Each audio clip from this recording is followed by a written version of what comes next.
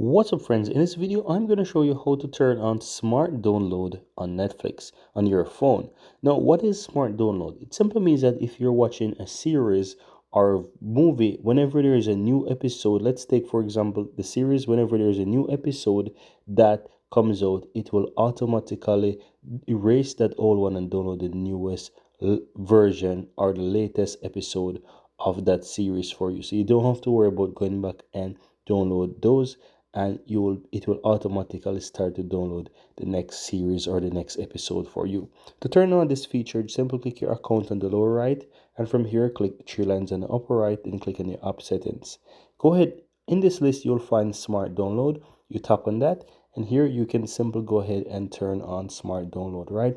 So that's going to allow you to have this feature turned on. And as you can see, if you scroll down, you can even allocate certain storage by choosing how much you want those storage to be on each account. But that's pretty much it, guys. That's how to turn on smart download on Netflix.